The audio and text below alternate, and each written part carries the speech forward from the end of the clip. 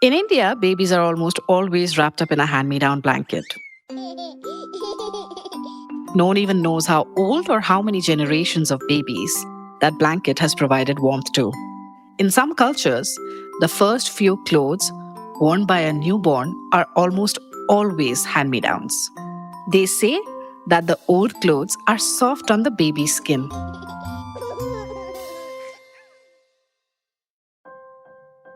I'd like to believe there is more to that. Hand me downs, pre loved clothes, or second hand clothes are a big part of our apparel culture. Our clothes always live long. At times, they outlive their original owner, like your grandmom's traditional silk sari that you wore on very special occasions and plan to give to your daughter. But all that is changing. Over the years, with a rise in wealth and income levels, Indians have been caught by a shopping frenzy. Post-COVID, it has only increased. We are buying and dumping clothes faster than ever. Fast fashion is upon us.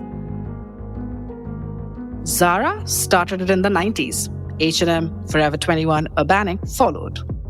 They're all just a few kilometers away in our friendly neighborhood mall, often at ridiculously affordable prices. Reliance Retail is now adding to the pack, bringing in Shein, the Chinese fast fashion brand, back into the country. But it's not all glitz and glamour, chic and sheen, really. The pace of change in trends and our craze to keep up with them has ensured the journey of a piece of clothing from ramp to shelf, closet to garbage is becoming shorter and shorter. Meaning, more and more clothes are filling our landfills, which is an unmitigated environmental disaster. According to Earth.org, 92% of the total garments produced globally go to landfills. In 2022, fast fashion was responsible for 10% of the world's carbon emissions. That is expected to go up by 50% by 2030. Is India insulated from this thanks to our inherent culture of recycling? Or are we headed for disaster too? Let's find out. Our guests today are Abhishek Malhotra, partner McKinsey India, who has tracked the consumer, packaged goods, retail, and industrial sectors in Asia and North America for over 20 years. And our second guest today is Anuradha Balasubramanian, director of second-hand clothes marketplace company, The Poshmark, a US-based company which entered India in September 2021 and was recently acquired by Korea's largest internet company, Naver Group, for $1.2 billion. With India's love for hand-me-downs, Poshmark is perhaps hoping for India to be the perfect market for used clothes. It is the 23rd of June and you are listening to The Morning Brief, and I'm your host Shauburi Das, and this Friday we will try to find out what cheap fast fashion really costs.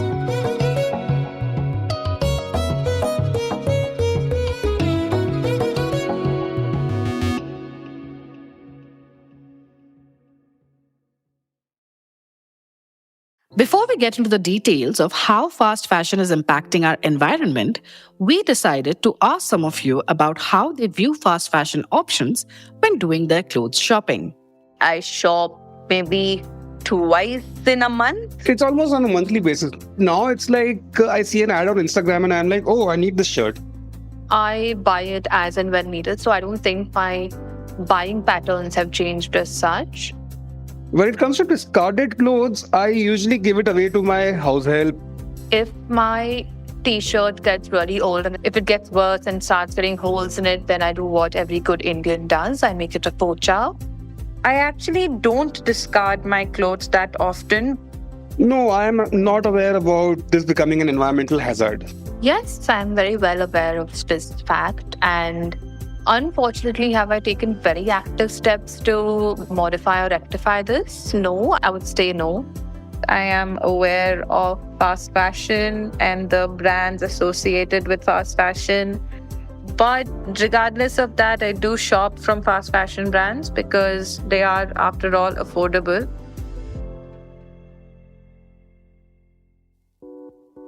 So it would seem affordability trumps overall. But clearly, a common thread also is that we all donate our old clothes, and recycling is a part of our behavior. According to Euromonitor International, the Indian apparel and footwear market is estimated to be $62 billion for calendar year 2022. It is expected to grow to almost $74 billion by the end of 2023. For context, India is nearly 1/6 of the market size as compared to that of China and USA. Clearly, there's a huge potential for growth. But the question is, where is this growth expected to come from? The fact is that the time period required by brands to produce a piece of garment from concept to shelf is reducing drastically. And with that, so is the price of the garments.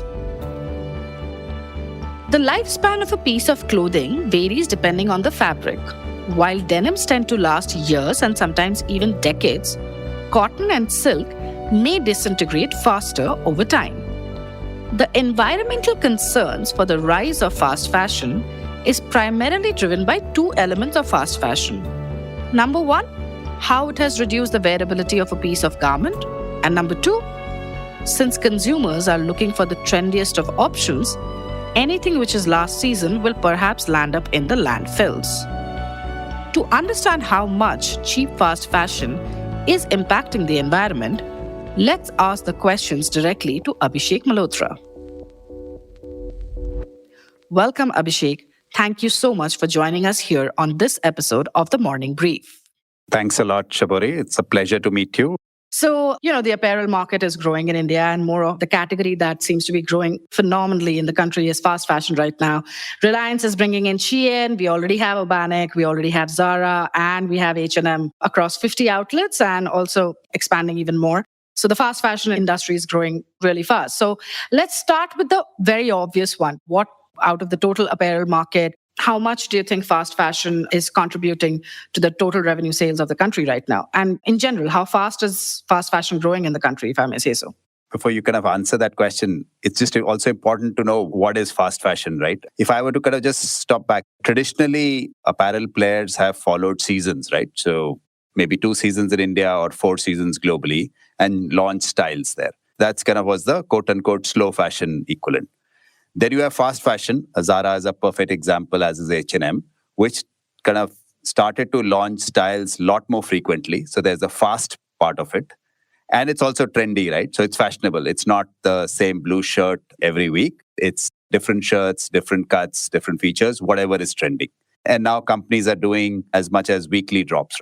So if you look at that and you have to draw a line between what is fast fashion in India, I would say globally, based on the research McKinsey has done, it's about 15 to 20% of the total market is fast fashion. In India, it's a little lower, given that the Indian players are still developing capabilities to play in it. But I would say, across all the players, the larger players, the global players that you spoke about, some of the Indian players who are moving into this space, some startups that are obviously kind of a critical part of it. I would say in India, this is anywhere from about 7 to 10% of the market today. We can characterize it as a fast fashion player.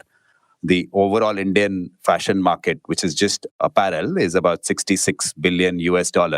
So about 7 to 10% of that would be what we would call fast fashion. Who's the customer for fast fashion? Who's buying all these clothes? Well, the primary customers of fast fashion are people who are younger, people who are just coming and into age and started to earn money, and which is what is happening in India a lot across those 3 dimensions. More younger people, more urban people, more online people. So this, if you look at overall, the market is kind of projected to grow somewhere around 10%. If you look at fast fashion, that our estimates are that would grow about 1.5 to almost 2 times the growth of the overall market. So you should be looking at a 15 to 20% growth in the fast fashion segment in India. So, understood. How is this impacting the wearability or the lifespan of clothes in India, which has always been pretty long, right? India has always had a deep culture of, garments getting passed on from generation to generation. Lots of saris that women wear have been handed over, occasional wear. or from elder siblings to younger siblings and cousins in the family. And even people kind of selling garments or donating them to less fortunate people. But I would say at the premium and at the kind of the city urban end of the market, we have seen people now beginning to discard some of the clothes, right? I think globally, we had done some work, especially in Europe. We had found that about almost 70% of the clothes which were kind of made it to a landfill, right? Eventually made it to a landfill. In India, the number today is much smaller, but I would say there are enough products out there which are reaching. So it's very difficult to kind of estimate a strong number to it.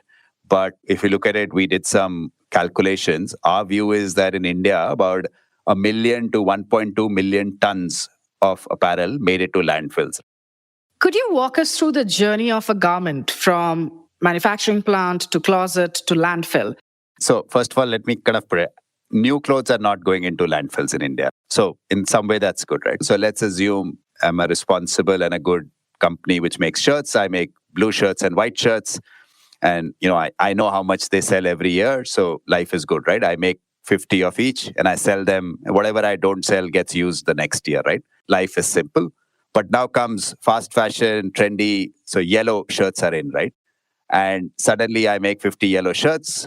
By the time I make them and get them to market, the new hero has come in who's wearing red shirts and my yellow shirts don't get made, right? And then I have to make red shirts. But there will be extra, right? There will be extra product.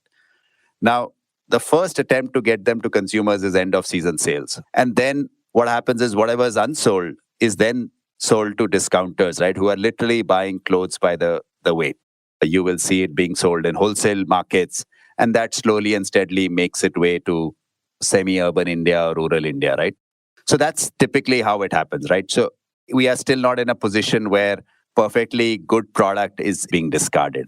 We think that, an average cloth in our cycle, and again, India's average is average. An urban person kind of keeps it for about 5 to 8 years is what an average piece of, you may not wear it for 5 to 8 years, but you'll keep it for 5 to 8 years.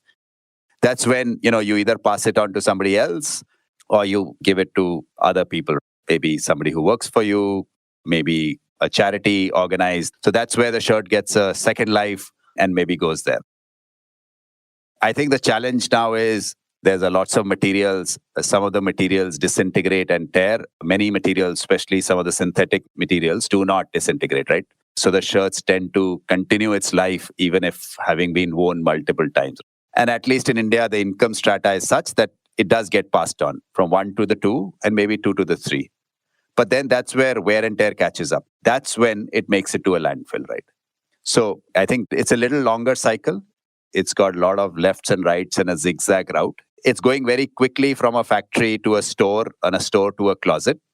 But the journey from a closet back to landfill touches multiple people, multiple users and wearers for it.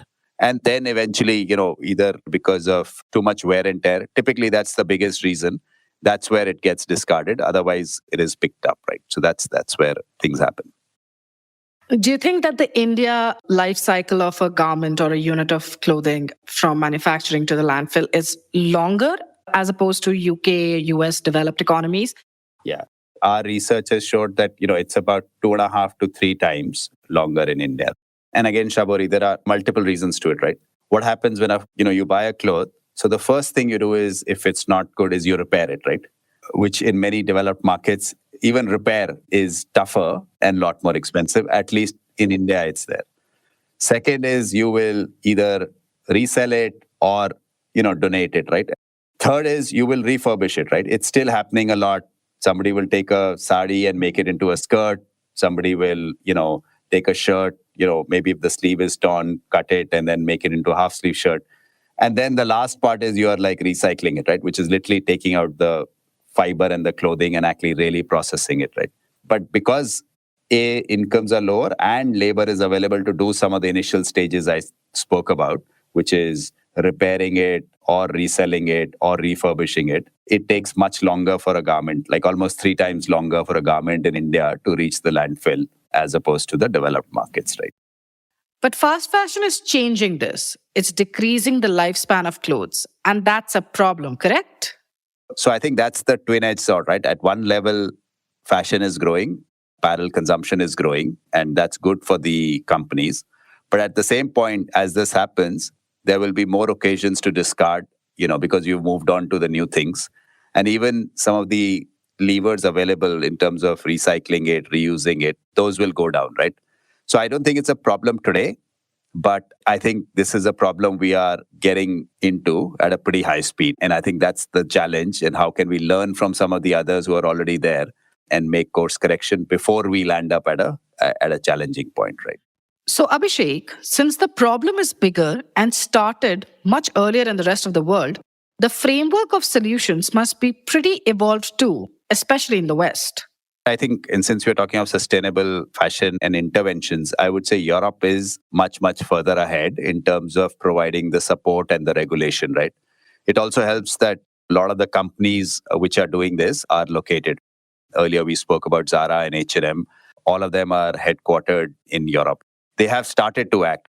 What is there is companies making kind of either targets or actions driven by their own things, right? So, for example, the leader in this is Patagonia, which is a US-based outdoor wear company, which has made a claim of using 100% renewable or recycled materials. Similarly, a lot of other companies, Levi's is another one, which is again US-based, wants to be circular ready. So, for example, they will be able to collect the garments, they'll be able to recycle them and do that. I think it's early days yet, but they have started to act or have made public announcements on what they will be doing to make some course corrections on this route, right? Okay. And what about the global fast fashion giants? Do they recognize the problem? Are they trying to slow it down? I don't think they're trying to stop the growth of fast fashion.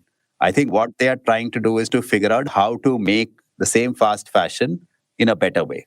And that's two things. Either should they collect some of the old clothes? See, eventually, as we spoke about the value chain, right? The clothes have to be either donated or have to be recycled, right? You can actually take out a fiber from a shirt and reuse that fiber to make another shirt.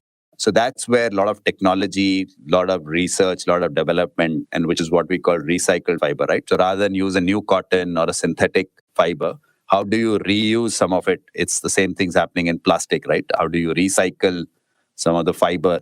And that's where I think the opportunity is. Uniqlo wants to use 50% recycled materials, same as Zara has kind of announced, they want to use 100% recycled polyester.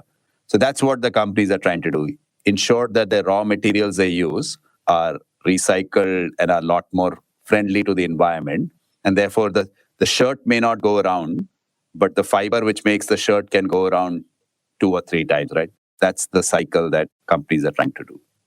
Are there any regulations in India to protect the environment from the fast fashion landfills that is happening across the world? Are there any policies in place? Are there any companies who are championing these regulations and these policies to make sure that they're not being detrimental towards the environment? I think it's early days yet. There is no specific regulation.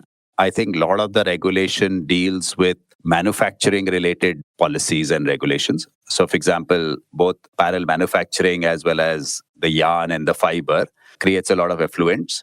Even some of the leading companies, Aditya Birla Fashion Retail, has set targets for itself as to how much emissions they will cut, recycled fiber they will use. So that's where I think a lot of the action today is led by global companies and leading Indian companies, recognizing this is a problem and acting as opposed to waiting for a full-forced regulation to come into play. Okay, so talking about sustainability and fashion, how do you think the sustainable fashion industry is developing? Especially in India, we have a few brands coming up who claim that they're sustainable, and I'm sure they are. But essentially speaking, sustainable fashion will have to impact the wearability, impact the fact that it should reduce the landfill contribution as well, right? It's a great question, Shabori. I think India is such a large market and it's a growing market. I think there is place for everyone. So on the sustainable part, the good thing is there is increased awareness, right? The same people who are aware of what the latest fashion style is are also aware of its harmful impact. These people tend to be younger, they are more online, they are educated, they are urban. And so the awareness about environmental and its impact is a lot more. And so there is they have a preference. They're happy to trade and buy brands which stand for something, stand for environmental friendly. For many of our climate, it is not a bad thing to use, whether it's linen, whether it's cotton. And I think if people tend to go back to the roots, this is apparel which is comfortable. But I think the space will be both. I think there will be a need for people who are selling sustainable fashion, and there will be a need for people who are selling fast fashion. I'll compare it to food, right? In India, healthy food is growing, but so is the guy selling samosas on the road and the global burger giants and pizza giants, right? So everybody is growing. I think depends on what kind of customer you are, or more importantly, what kind of mood you are in. That's what I think. I think there's growth for everyone. And that's the best thing about the Indian market. Thank you so much, Abhishek. It seems like striking the balance between affordable fast fashion and perhaps somewhat more expensive sustainable fashion is what the industry needs to be striving for. The opportunity for that balance lies in fabric innovation. According to the UN Environment Programme, globally an average person is buying 60% more clothes than they did nearly 15 years ago. And while that is great news for the fashion industry, at the same time, we also have textiles and clothing worth a garbage truck being dumped into landfills or burned every second. Yeah, it's not a pretty picture. But there are some solutions to this problem. What if a brand turned our habit of recycling and reusing clothes into a style and sustainability statement? That's exactly what our next guest company, Poshmark, is doing. To understand how the second-hand clothing fashion is making its way into the fashion industry to combat sustainability challenges presented by the fast fashion industry, we decided to speak to Anuradha Balasubramanian, director of Poshmark.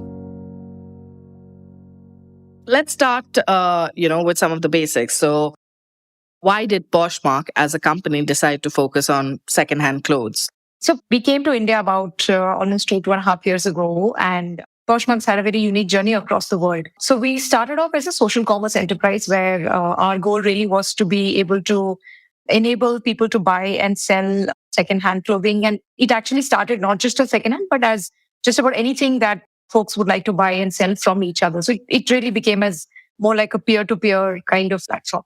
India has, always known handing down clothes, as we call. So clothes, accessories is something that we've always, like you just said about books some time back, I think we've always had a culture and a, sort of a heritage of sharing with each other.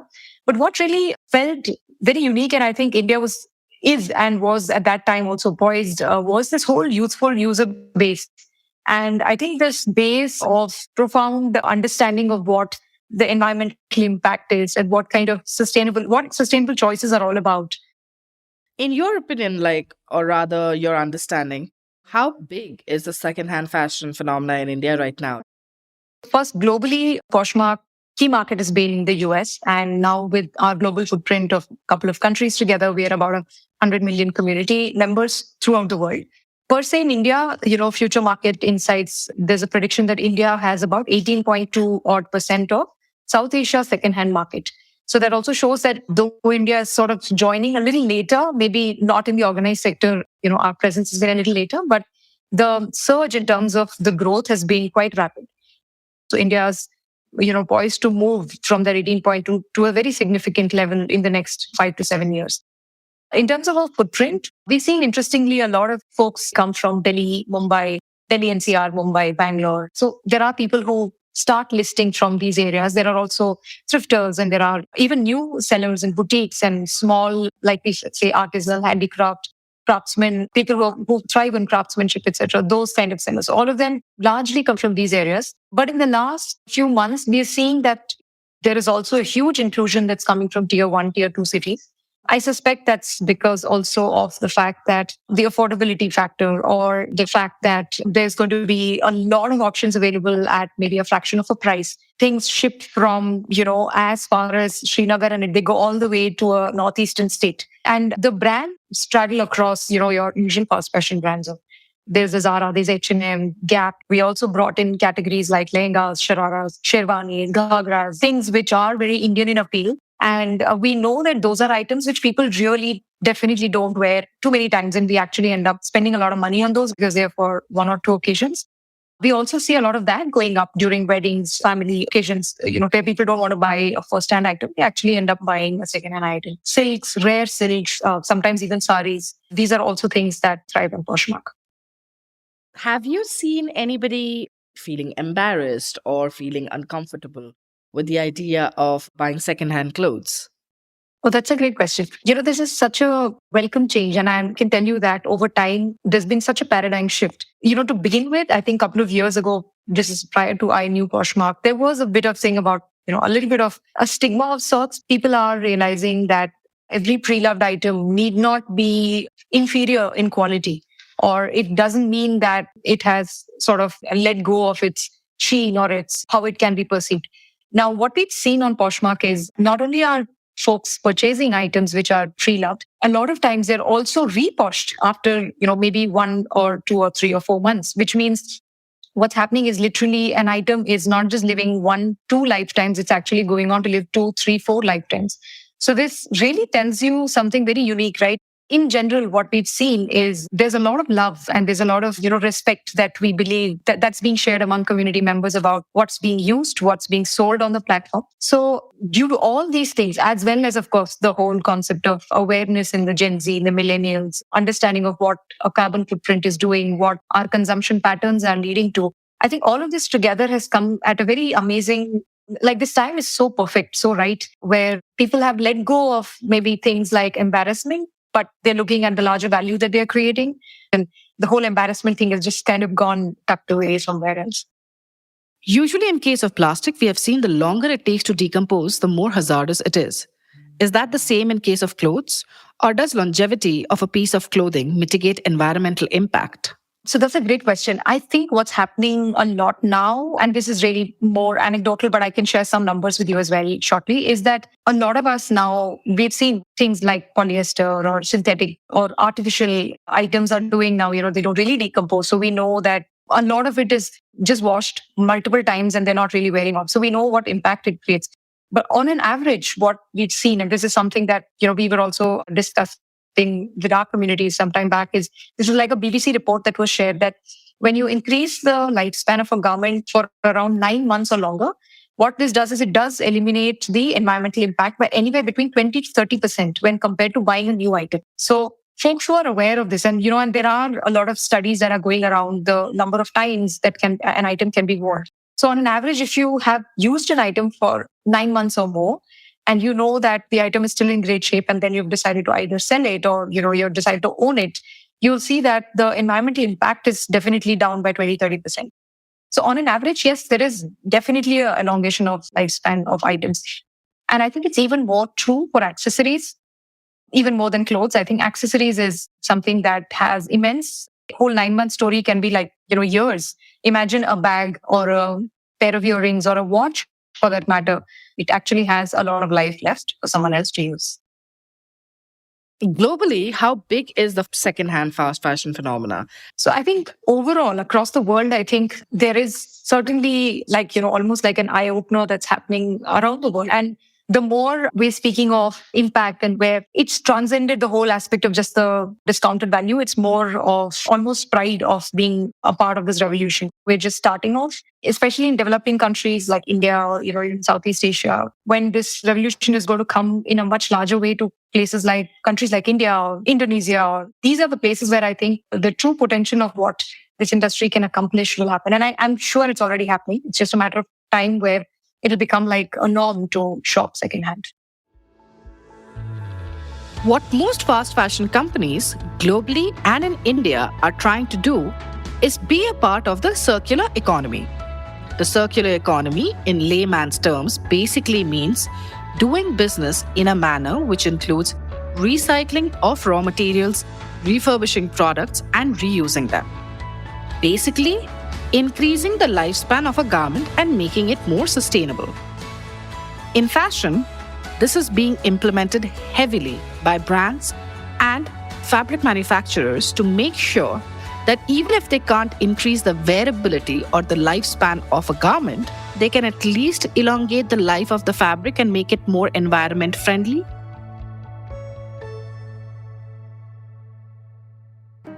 According to think tank Ellen MacArthur Foundation, production of clothes almost doubled between 2000 to 2015, but the lifespan of our clothes declined during the same time, which means landfills are in fact getting their waste from barely worn clothes. While sustainable fashion is good for the environment, it is expensive, but that's also because the production is limited. Once more people and brands take to it and output increases, prices will automatically fall. Until then, companies that sell and rent out used clothes will continue to fill that gap. 7 of the leading global players, that is thredUP, Vestiaire Collective, Rent the Runway, The RealReal, Depop, Vinted, and Poshmark crossed $1 billion valuation in 2020, as per Ellen MacArthur. In India, I guess we have always been part of the circular economy, at least in fashion, since forever. Our sentimentality in most things in life has always outshone the need for shiny new things. And why not? What's not to love about your mom's sari? Or perhaps your newborn baby in a blanket that your mom used for you? You have been listening to the Morning Brief podcast brought to you by the Economic Times. A big thank you to our guests. A shout out to the team that helped put the episode together, with our producer Sumit Pandey, sound engineer Rajas Nayak, and executive producers Anirban Chaudhary, Anupriya Nair, and Arijit Barman. Tune in every Tuesday, Thursday, and Friday to a platform of your choice to listen to the latest episode. The Morning Brief podcast drops every Tuesday, Thursday, and Friday. Thank you for listening in.